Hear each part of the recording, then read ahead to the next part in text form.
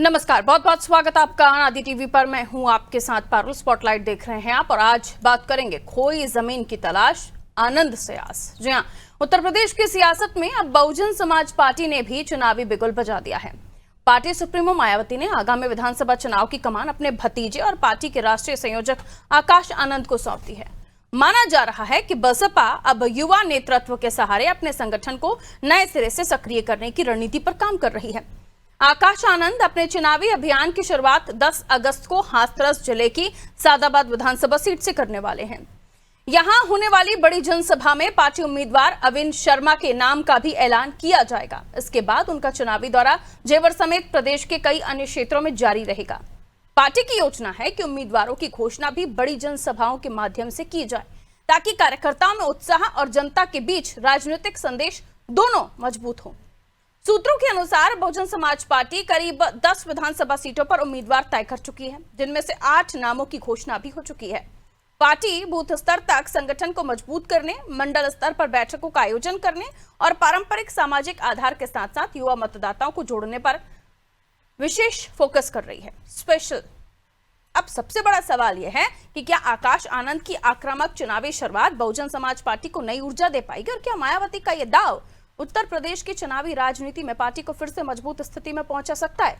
आज इन्हीं सवालों के इर्द गिर्द होगी चर्चा। उससे पहले कुछ राजनीतिक प्रतिक्रियाएं हैं, वो सुन लीजिए। आवाज कही जाने वाली बहुजन समाज पार्टी आज भारतीय जनता पार्टी की पिछलग्गू बन चुकी है, उनकी कठपुतली बन चुकी है। अगर भारतीय जनता पार्टी के नेता ये कह दें कि आज बहुजन समाज पार्टी की नेता यहाँ खड़ी रहेंगी तो वो खड़ी रहेंगी, अगर वो कह दें यहाँ बैठ जाओ तो वो बैठी रहेंगी। उनके इशारों पे आज काम कर रही बहुजन समाज पार्टी, जो कभी कहा करती थी कि हम दलितों, शोषितों, वंचितों, पिछड़ों की आवाज हैं, वो आज एक कठपुतली बनकर रहेगी। जमीन पर उनका अस्तित्व खत्म हो चुका है, वो कठपुतली की तरह काम कर रही, पिछलग्गू बनकर काम कर रही। भारतीय जनता पार्टी के इशारे पे बहुजन समाज पार्टी काम कर रही। बहुजन समाज पार्टी का अस्तित्व ये बचा है कि अगर भारतीय जनता पार्टी के नेता उनको मैदान में खड़ा कर दें तो दिन भर अकेले खड़ी रहेंगे, क्योंकि जनाधार बचा नहीं, मैदान में लड़ने के लिए कुछ बचा नहीं। तो जैसे ही चुनाव का बिगुल बजने लगा, जैसे चुनावी माहौल आने लगा, तो भारतीय जनता पार्टी के लोगों ने इशारा किया कि आप मैदान में जाके हमारे लिए मेहनत करने का काम कीजिए, हमारे लिए मैदान तैयार करिए, हमारे लिए पिच तैयार कीजिए, खेलने का काम हम खुद कर लेंगे। तो ये पिछलग्गू बनने वाले लोग, इनका अस्तित्व खत्म हो गया। चुनाव के मैदान में क्या कहकर जाएंगे कि हम भारतीय जनता पार्टी की मदद करने का काम कर रहे हैं। तो जंतर मंतर का जो आंदोलन हुआ है वो भाजपा को उखाड़ फेंकने के लिए संकल्प ले रखे हैं नौजवानों ने। उत्तर प्रदेश में जननायक श्री राहुल गांधी जी और श्री अखिलेश यादव जी और अन्य छोटे घटक दल मिलाकर के उत्तर प्रदेश 2027 में चुनाव होने जा रहा है। जनता ने भी मन बना लिया है और देश में पिछड़े दलित समाज के साथ जो अत्याचार हो रहा है, उन लोगों ने भी संकल्प ले रखा है कि योगी जी की सरकार को हटाना है। तो पूरे उत्तर प्रदेश के पिछड़े समाज के नौजवान भी दुखी है और चिंतित है। साथ ही एससी ओबीसी के नौजवान भी प्रताड़ित हो रहे हैं। विश्वविद्यालयों में जो नौकरी में आरक्षण खा लिया गया, अन्य विभागों में भी आरक्षण का प्रावधान जो संवैधानिक है उसको खत्म किया जा रहा है। तो इस तरह के तमाम महत्वपूर्ण सवाल हैं और विपक्ष के रूप में सिर्फ यही अलायंस, इंडिया अलायंस के लोग ही संघर्ष कर रहे हैं। तो जनता उनके साथ है।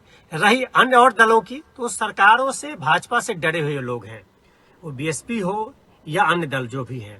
तो इसलिए लड़ाई सिर्फ कांग्रेस पार्टी और इंडिया अलायंस लड़ेगी। जितने भी दल हैं सबको अपना अधिकार है। 2027 का चुनाव होने वाला है, तो उस चुनाव के तहत सारे लोग अपने अपने पार्टी के चुनावी आगाज करेंगे। रही बात आकाश आनंद जी की, तो आकाश आनंद जी जो हैं, जो मायावती जी लंबे कालखंड से एक उत्तर प्रदेश में उनका वोट बैंक दरका है और भारतीय जनता पार्टी की तरफ शिफ्ट हुआ है, उसके पीछे कारण है देश के यशस्वी प्रधानमंत्री नरेंद्र मोदी जी का सबका साथ सबका विकास सबका प्रयास की परिकल्पना, और उत्तर प्रदेश के मुख्यमंत्री आदरणीय योगी आदित्यनाथ जी का वैकासिक संकल्प, जो कि घर घर तक पहुंचा है, जनता के बीच में पहुंचा है, समाज के अंतिम पायदान तक पहुंचा। जो पंडित दीनदयाल उपाध्याय जी का जो परिकल्पना थी कि समाज के अंतिम पायदान तक पहुंचने का, उस व्यवस्था को हम आगे बढ़ा रहे हैं। तो सारे लोग कितना भी अपने पार्टी का, अपनी व्यवस्थाओं का आगाज करें, परंतु इस बार जनता पूरा तीसरी बार भारतीय जनता पार्टी को वोट देकर देश के यशस्वी प्रधानमंत्री जी का हाथ मजबूत करेगी। उत्तर प्रदेश के मुख्यमंत्री आदरणीय आदित्यनाथ जी को तीसरी बार उत्तर प्रदेश का मुख्यमंत्री बनाएगी। ये आरोप बीएसपी पर नया नहीं है कि वो बीजेपी की बी टीम बन के काम करती है। पिछले चुनाव और उसके पिछले चुनाव में भी इसी तरह के आरोप बीएसपी पर लगे थे। 2022 का आंकड़ा देख लीजिए तो शायद ये पता चल जाएगा कि अगर बीजेपी की बी टीम होकर भी अगर बीएसपी काम कर रही है, सपोज, तो भी कितना नुकसान हो सकता है। बीएसपी को 2022 के विधानसभा चुनाव में 30% दलित वोट बैंक उन्हें मिला था, दलित वोट बैंक का परसेंट।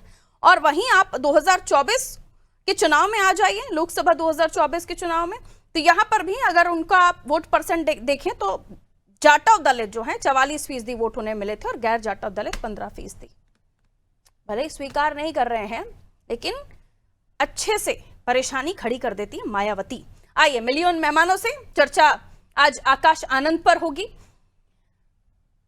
डॉक्टर अरुण चौबे जी भारतीय जनता पार्टी से हमारे साथ जुड़े हुए हैं, स्वागत करती हूं सर। नितेंद्र यादव जी समाजवादी पार्टी से हमारे साथ जुड़े हैं, स्वागत करती हूं सर। कुंवर सिंह निषाद जी कांग्रेस से हमारे साथ जुड़े हैं, स्वागत सर। डॉक्टर विप्लव चौधरी जी बसपा से हमारे साथ जुड़े हैं, विप्लव जी बहुत बहुत स्वागत। शुरुआत आपसे ही कर रही हूं। आकाश आनंद पहले भी आए थे, फिर किसी तरह की शिकायतें हुई, मायावती जी नाराज हो गई, हटा दिया गया, दोबारा उन्हें फिर लाया गया है ये उम्मीद के साथ कि शायद कुछ बेहतरीन करके दिखा देंगे। अच्छी बात है, लेकिन इसके साथ कुछ और आरोप भी आपके ऊपर लग रहे हैं। क्या कोई और चेहरा पार्टी में नहीं है कि एक बार उनसे नाराजगी दोबारा उन्हें जगह दी जा रही है, उन्हें सिंहासन पर बिठाया जा रहा है, क्राउन पहनाया जा रहा है आपकी पार्टी का? और दूसरा ये भी कि क्या परिवार से है इसलिए मायावती जी उन्हें आगे बढ़ा रही हैं? इसका जवाब दीजिए, फिर आगे बात करती हूँ। ओके, अनम्यूट कीजिए विप्लव जी, आपका डिवाइस म्यूट है सर।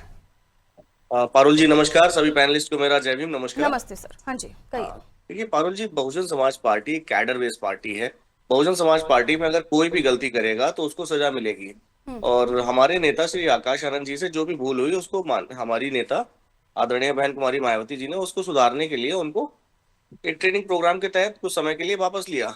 और जब अब माननीय बहन जी को लग रहा है कि अब आकाश जी जो है इस काबिल हैं, काम करने के योग्य हैं, तो माननीय बहन जी ने उनको आदेशित किया है और वो पूरे 10 तारीख से जो है हाथरस के कार्यक्रम से पूरे उत्तर प्रदेश के लिए कार्यक्रमों की शुरुआत करने जा रहे हैं। और दूसरी मैं विशेष बात कहता हूं कि अभी आपने कहा कि क्या पार्टी में कोई और चेहरा नहीं है। देखिए पारुल जी, बहुजन समाज पार्टी ने उनको किसी मुख्यमंत्री के पद पर नहीं बिठाला, किसी विधायक या सांसद के पद पर नहीं बिठाला, एमएलसी या राज्यसभा नहीं भेजा। उन्होंने उस समय आकाश आनंद जी को जिम्मेदारी दी जब पार्टी अपने सबसे खराब दौर से गुजर रही है। बहुत ईमानदारी से कह रहा हूँ, पार्टी जो है उस समय दी जब कांटों का ताज दिया है। उन्होंने मेहनत करने के लिए, सड़कों पर संघर्ष करने के लिए आकाश जी को भेजा है। कोई राज्यसभा नहीं भेजा, एमएलसी नहीं भेजा है, तो पार्टी में मेहनत करने के लिए। इसलिए जो है इस तरह का सवाल तो बनना मुझे लगता है लाजमी नहीं होना चाहिए कि कोई चेहरा नहीं है, किसी और पे भरोसा नहीं है। अगर परिवारवाद की बात है क्योंकि वो आकाश आनंद है, परिवार से ताल्लुक रखते हैं, उत्तराधिकारी मेहनत करने के लिए भेजा है। देखिए होते हैं, मेहनत करने के लिए भेजा है, वो योग्य होंगे, अपनी मेहनत करेंगे तो उसका फल उनको मिलेगा और प्रमोट किए जाएंगे। और भी लोग तो मेहनत कर सकते थे, विप्लव जी भी मेहनत कर सकते थे, आकाश आनंद बिल्कुल हम लोग मेहनत कर रहे हैं। और देखिए मैं आपको बताता हूँ, बहुजन समाज पार्टी में 14 राष्ट्रीय उपाध्यक्ष रहे, जिनमें से 11 पार्टी छोड़कर चले गए। बहन जी ने राष्ट्रीय उपाध्यक्ष बहुत चुन चुनकर लोगों को बनाया, गरीब घर के लोगों को बनाया, बेसिक जो लोग थे, बिल्कुल कार्यकर्ता थे, उनको बनाया। आज की डेट में केवल 2 ही जो है राष्ट्रीय उपाध्यक्ष जो रहे हैं, वो उनमें से केवल 2 ही लोग हैं, रामजी गौतम जी हैं और राजा राम जी हैं, और बाकी तीसरे उनके भाई हैं श्री आनंद कुमार जी, मान्य बहन जी के। तो इसलिए जो है भरोसे की बात, आनंद यानी इस बार करिश्मा कर लेंगे, पहले शिकायत थी उनसे, अब वो ट्रेनिंग प्रोग्राम के बाद करिश्मा कर दिखाएंगे। करिश्मा की बहुजन समाज पार्टी के कार्यकर्ता और किसी भी करिश्मे पे भरोसा नहीं रखते। हम लोग मेहनत कर रहे हैं और 2027 में जो है इस मेहनत का जो है परिणाम निकल के आएगा, गेम चेंजर होंगे।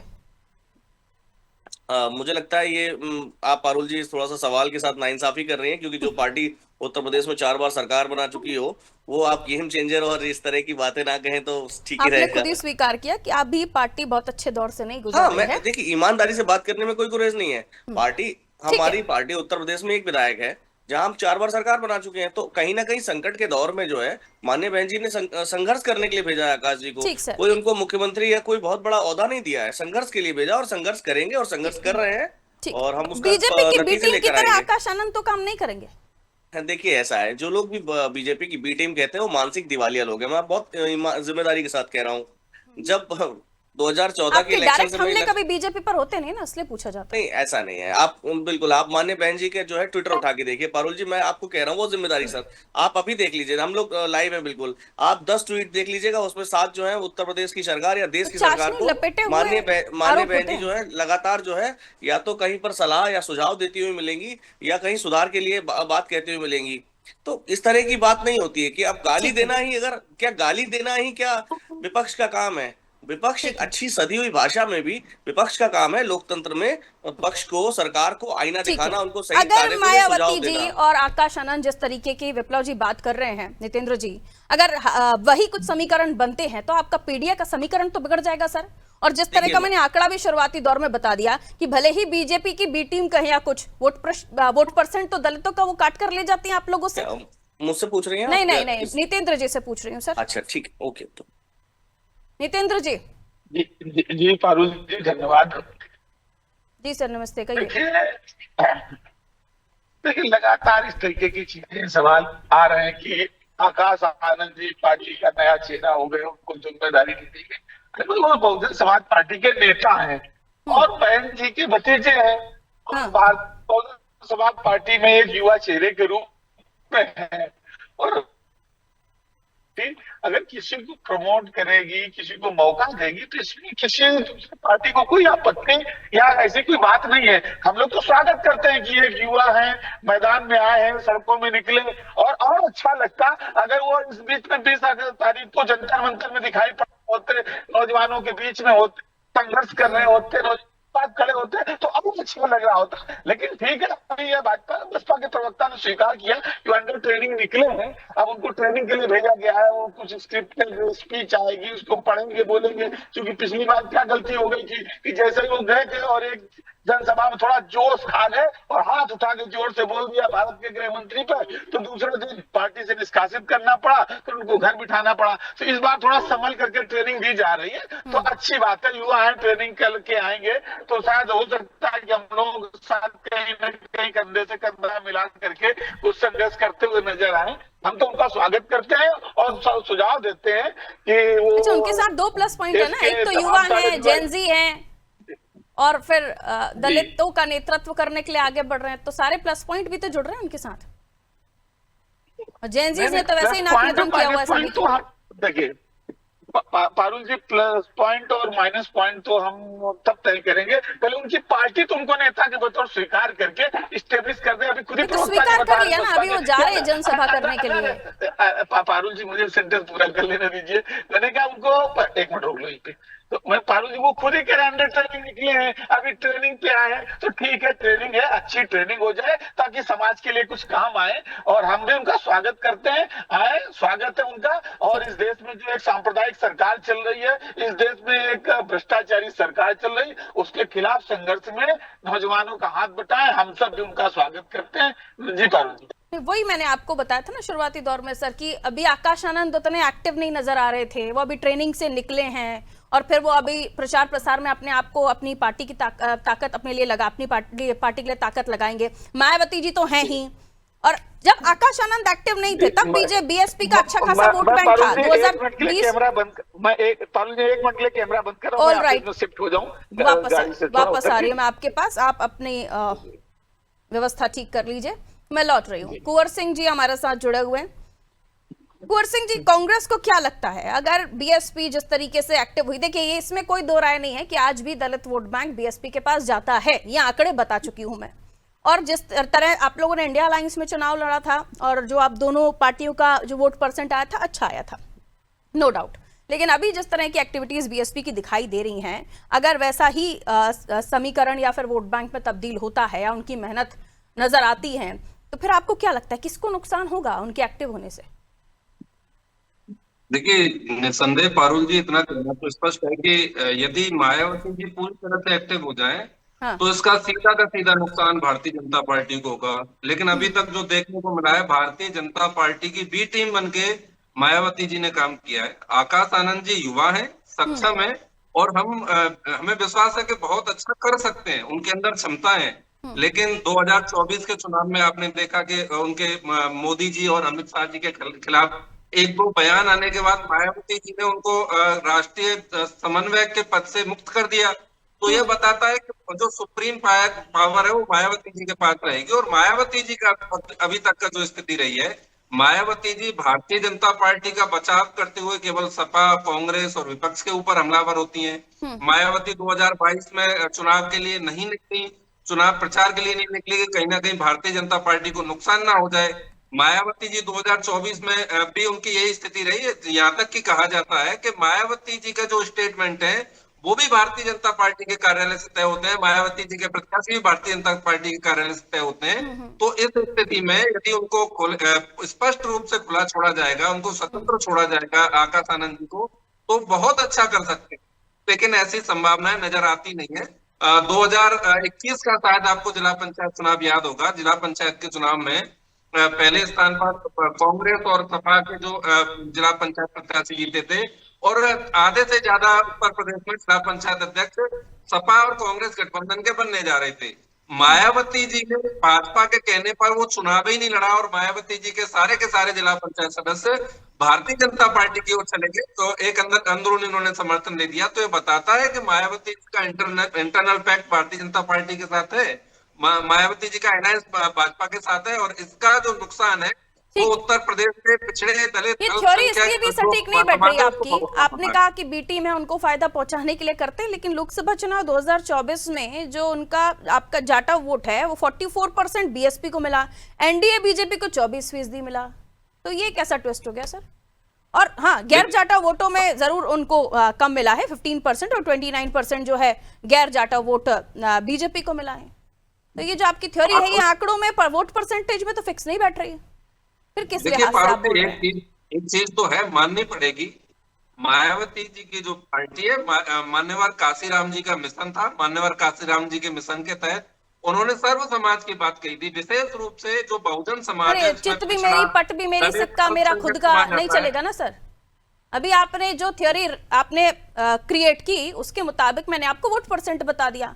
अब आप कह रहे काशीराम जी की वजह से ऐसा, तो आप जब आप लोग बोलते हैं तो आप थोड़ा रिसर्च भी तो कर लीजिए कि एक्चुअली नुकसान हुआ है बीजेपी को 2024 में, फायदा नहीं हुआ।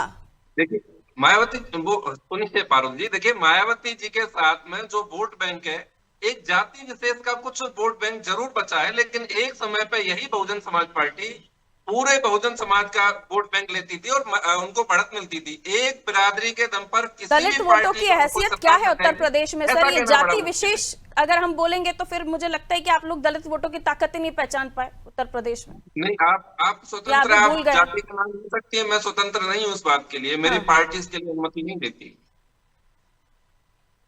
बताइए, आप कह रहे हैं मेरी पार्टी इसको लेकर अनुमति नहीं देती। जातिगत समीकरणों को साधने के साथ टिकट बंटवारे में कौन किस जगह पर कितने वोट लेकर बैठा है, ये सभी सोचकर आप लोग अनुमति मिलेगी उस दिन मैं लूंगा। अच्छा, अभी सपा के साथ अलायंस में जब थे तब कौन सा समीकरण देखकर आपने टिकट बांटे थे? जाऊंगी तो बहुत कुछ निकल कर आएगा। तो फिर ये मत बोलिए कि जातियां नहीं देखते। उत्तर प्रदेश में बगैर जाति देखे तो काम ही नहीं चलता सर। खैर, लौट रही हूँ, सही बात है, वही कह रही हूँ। ये राजनीति करनी है तो यूपी में जातिगत समीकरणों के साथ ही करनी पड़ेगी आपको। लौट रही हूँ, बीजेपी से अरुण चौबे जी हमारे साथ जुड़े हुए हैं। अरुण जी, आवाज मिल रही है आपको? जी आवाज आ रही है। सारे आरोप हैं आपके साथ, लेकिन ये भी सत्य है, जैसे कि मैं बार बार वोट परसेंटेज के साथ, मैं तो आंकड़ों के साथ बात कर रही हूँ। सिंपल सा लॉजिक ये है कि बीएसपी एक्टिव होती है आकाश आनंद के साथ। युवा की ताकत क्या है ये सभी ने देख लिया। झुकती है दुनिया, झुकाने वाला चाहिए। अब आकाश आनंद कितना झुकाएंगे नहीं पता, लेकिन आफ्टर ऑल बीएसपी अगर इतनी एक्टिव दिखाई दे रही है, पहले जितनी एक्टिव नहीं थी उससे ज्यादा दिखाई दे रही है, और ये नुकसान आपको देती है।